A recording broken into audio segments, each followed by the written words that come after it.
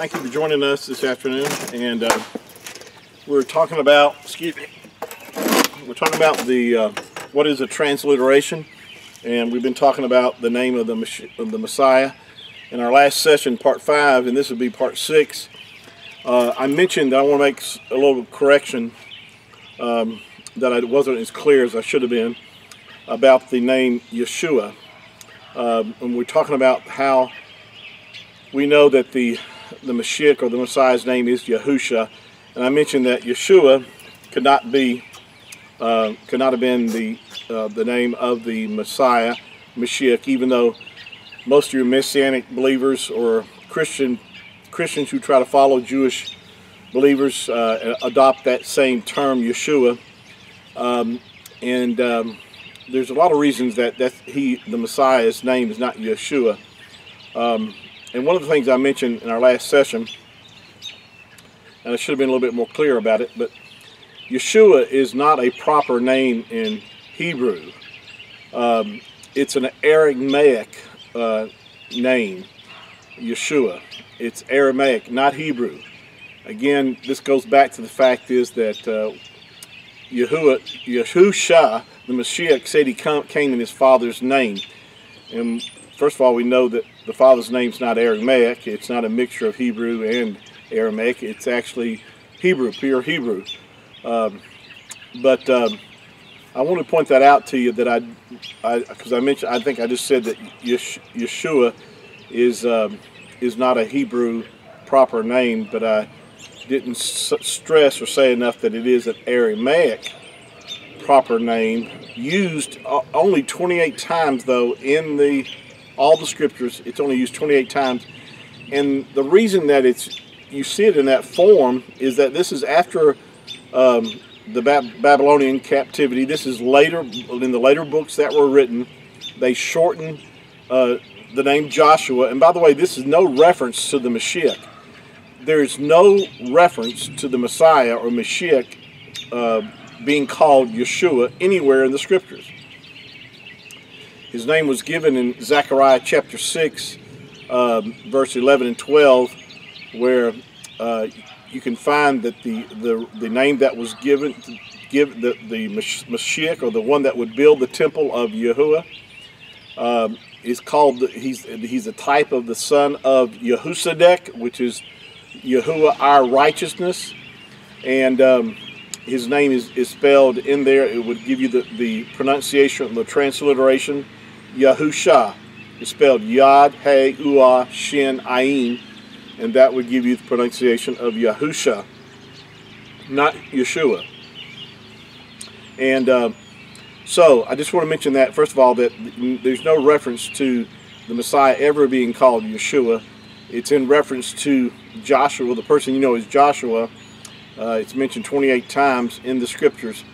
Now the name YAHU Sha, which is really, even though the person that we know as Joshua, the son of Nun, carried the same name as the Messiah, but the Messiah, the Mashiach, is the son of Yehosadek, or the son of righteousness, which is Yahuwah, our creator.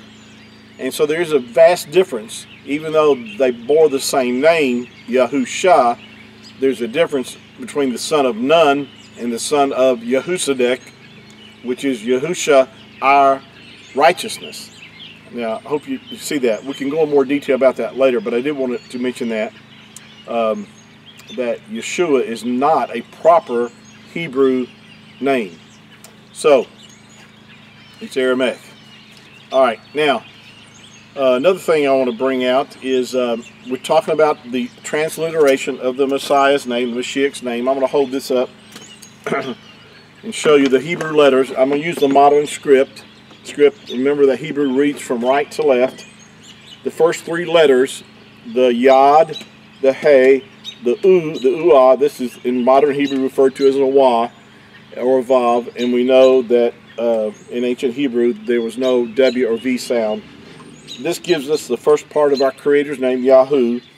The last 2 letters, this letter looks like a W, is actually a Shin, or Shane, how you would pronounce the letter itself. In ancient Hebrew, it would be more pronounced like a Shane than Shin is how it's pronounced in modern Hebrew. this letter here. This letter looks like an eye. I mean, it looks like the round shape of an eyeball. It's an ayin. It's called ayin or an ayin in ancient Hebrew, but ayin is what it's referred to in modern Hebrew. But YAHU Sha, this Sha would give you the sound of these two letters. In other words, these two letters transliterated into English letters would give you the pronunciation of Sha.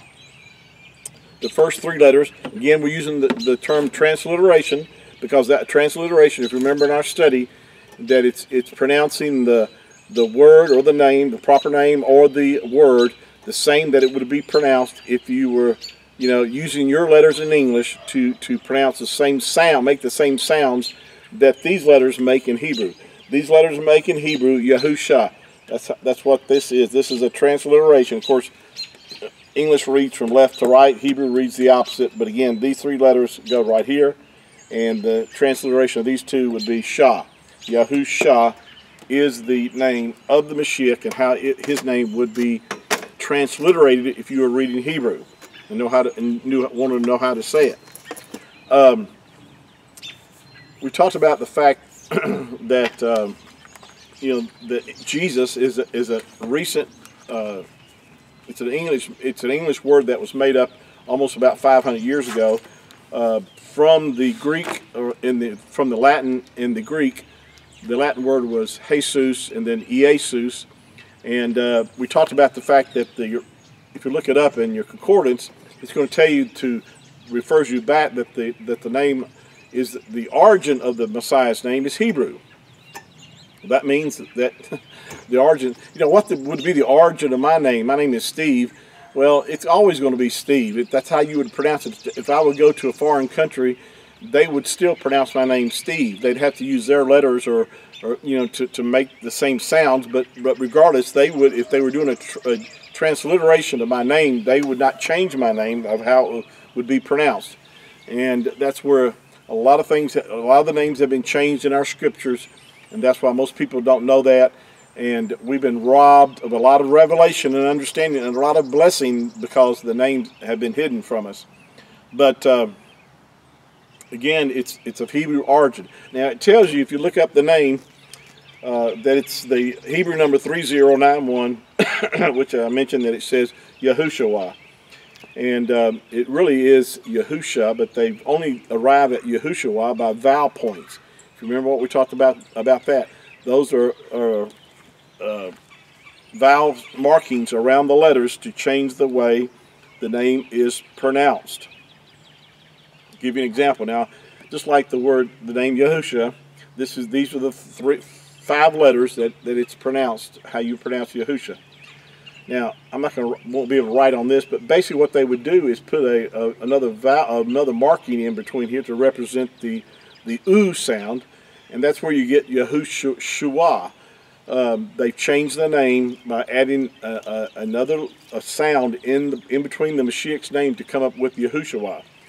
But in the original text, we know that in the Masoretic text is written with vowel points, and so that's why you get this extra U sound in between the Sha, the 2 letters there, and you get Yahushua. Now, if you look this up, the etymology of the name of the Mashiach, it's going to give you, this is what's so important and so interesting, if people would just pay attention to this and not go by what they see when they first see this, because, like I said, Strong's Concordance, his transliterations are based upon the Masoretic writings and not upon, which use vowel points, so that's why there's going to be some inaccuracies as far as the way these names were pronounced. If you're really trying to get to the truth, you'll investigate that and know that. But going back to the etymology of the word, it tells you it's made up from Hebrew number 3068, which we know that's the Creator's name, and 3467, which again is Yasha. It's not Shua. So even a 3rd grader should be able to understand that where it says Yahushua, that the etymology of this word is Yahuwah and Yasha. There's no Shua part of the name. Are you understanding this? It's 3068 YAHU, let me get my little board here. Again, YAHU, these three letters, that's the 3068. If they added another, you don't need to. That's why you drop a letter when you're combining two letters or two roots together. You drop the last letter, which would be the hey, the ha in Yahuwah's name.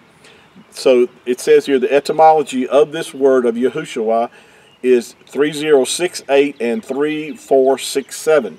3467 is actually, to get Yasha, you would add a yod in here, but you don't need to when you're combining it in here. This is the actual root, the shin and the ayin, so you don't need the yod there for Yasha. There are many words in Hebrew. This word here, Sha, is used as an individual word in many instances. It carries a different prefix in front of it that changes the meaning of what the word, is trying to translate, but basically the Sha part would keep the meaning of salvation with it. And we're going to talk about that in upcoming series that we're going to be doing and giving you some proof of that.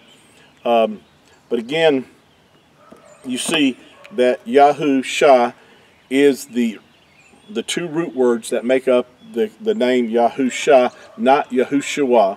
So for those who hold on to YAHU Sha, Yeshua, actually it means to cry out. It's the Hebrew number 7768.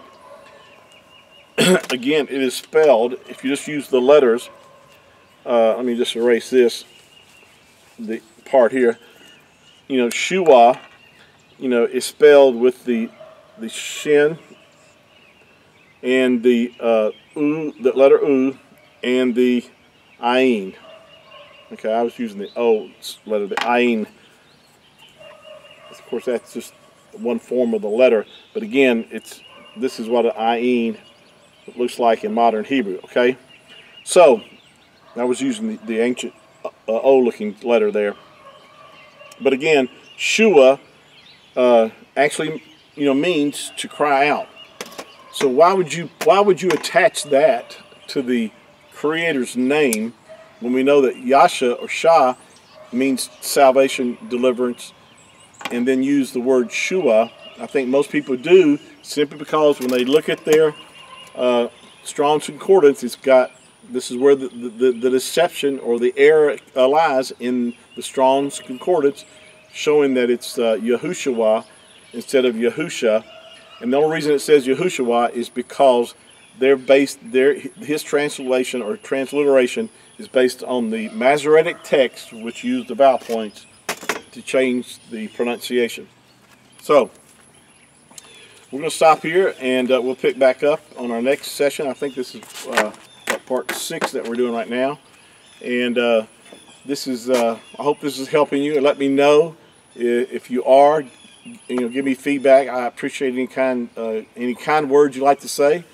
Not looking for any bad remarks, but if you disagree, that's fine. I'm just here to preach what I've learned, teach you what I've learned. Hopefully it'll help you. We're all trying to arrive to the truth. If I'm off some area, then help me, and we'll find out the truth of that we're all seeking for. Well, thank you for your time this afternoon. Baruch haba Hashem Yahuwah. We're looking for our Mashiach. It's coming again soon, and I'm looking up. The scripture says, "Look up, for your redemption's drawing near." I know it's drawing close, and I'm very excited about that. And I hope that you are too. I hope that your life, that you're committed to walking close with Yahuwah in these latter days, because Satan will try to draw you aside.